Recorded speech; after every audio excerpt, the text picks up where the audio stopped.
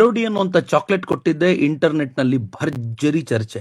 ಈ ಚಾಕ್ಲೇಟ್ ಕೊಟ್ಟ ವಿಡಿಯೋನ ಲಕ್ಷಾಂತರ ಜನ ಮೋದಿಯವರ ಇನ್ಸ್ಟಾಗ್ರಾಮ್ ನಲ್ಲಿ ನೋಡಿದ್ದಾರೆ, ಲಕ್ಷಾಂತರ ಜನ ಕಾಮೆಂಟ್ ಮಾಡಿದ್ದಾರೆ. ಬಹುಶಃ ನಿನ್ನೆ ಇಂಟರ್ನೆಟ್ ಅನ್ನ ಬ್ರೇಕ್ ಮಾಡಿರುವಂತ ಸುದ್ದಿ ಯಾವ್ದಾದ್ರು ಇದ್ರೆ ಅದು ಬರೀ ಒಂದು ಚಾಕ್ಲೇಟ್ ಕೊಟ್ಟಂತ ಸುದ್ದಿ ಅನ್ನೋದನ್ನ ಬಹುಶಃ ನಾವೆಲ್ಲರೂ ಅಚ್ಚರಿಯಿಂದ ಗಮನಿಸಬೇಕಾಗಿದೆ. ಮೋದಿ ಇಂಥದ್ದು ಮ್ಯಾಜಿಕ್ ಅನ್ನ ಹೇಗ್ ಮಾಡ್ತಾರೆ ಅನ್ನೋದು ಬಹಳ ವಿಶೇಷವಾದ ಸಂಗತಿ ಅಂತ ಬಹಳ ಜನ ಉರಿಸ್ಕೊಂಡಿದ್ದಾರೆ. ಏನ್ ಮಾಡ್ತೀರಾ, ಕೆಲವರಿಗೆ ಮೋದಿ ಏನ್ ಮಾಡಿದ್ರು ಉರಿಸ್ತಾನೆ ಇರ್ತಾರೆ.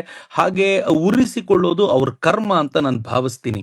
ಮತ್ತು ಈ ಬಾರಿ ಮೋದಿ ಒಬ್ಬರೇ ಉರಿಸ್ಲಿಲ್ಲ, ಇಬ್ರು ಸೇರಿ, ಅದು ಮೆಲೋನಿ ಮತ್ತು ಮೋದಿ ಇಬ್ರು ಸೇರಿಕೊಂಡು ಮೆಲೋಡಿ ಅಂತ ಹೇಳ್ಕೊಳ್ತಾ ಅವರಿಬ್ರು ಉರಿಸಿದ್ದಾರೆ ಅನ್ನೋದು ಬಹಳ ವಿಶೇಷ.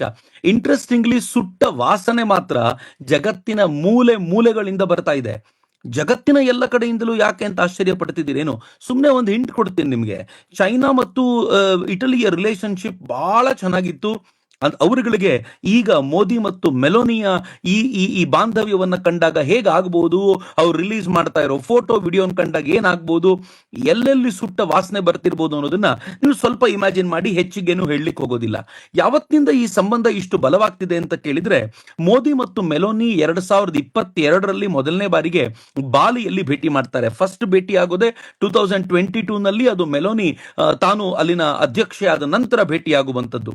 ಅದಾದ್ಮೇಲೆ 2023ರಲ್ಲಿ 2 ಸಲ ಮೋದಿ ಮೆಲೋನಿ ಭೇಟಿ ಆಗ್ತಾರೆ. ಅದರಲ್ಲಿ ಒಂದ್ಸಲ ಭಾರತದಲ್ಲೇ ಆಕೆಗೆ ಅದ್ಭುತವಾಗಿರುವಂತಹ ಟ್ರೀಟ್ಮೆಂಟ್ ಅನ್ನ ಮೋದಿ ಕೊಡ್ತಾರೆ. ಅಫ್ಕೋರ್ಸ್ ಮೋದಿ ವಿದೇಶದಿಂದ ಬಂದಿರುವಂತಹ ಗೆಸ್ಟ್ ನೆಲ್ಲ ಹೇಗೆ ನೋಡ್ಕೊಳ್ತಾರೆ ಅಂತಂದ್ರೆ, ಅವ್ರು ವಾಪಸ್ ಹೋಗ್ಬೇಕಾದ್ರೆ ಭಾರತದ ಕುರಿತ ವಿಶಿಷ್ಟವಾದ ಗೌರವವನ್ನ ಮನಸ್ಸಿನಲ್ಲಿ ತುಂಬಿಕೊಂಡು ಹೋಗೋತಾರ.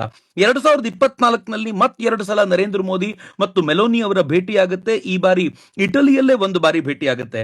2025ರಲ್ಲಿ 2 ಬಾರಿ ಭೇಟಿ ಆಗುತ್ತೆ. ಒಮ್ಮೆ ಅದರಲ್ಲಿ ಸೌತ್ ಆಫ್ರಿಕಾದ ಭೇಟಿ ಕೂಡ ಇರುತ್ತೆ.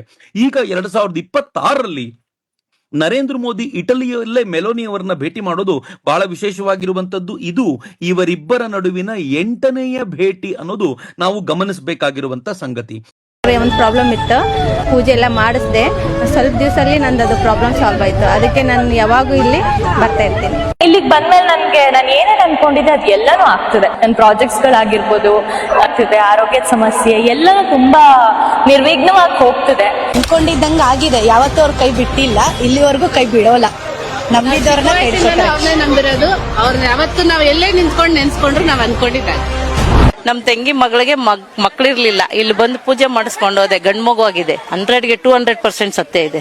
ಪರಿಹಾರ ಪಡೆದ ಜನರ ಅಭಿಪ್ರಾಯ ಕೇಳಿದ್ದೀರಿ ಅಲ್ವಾ?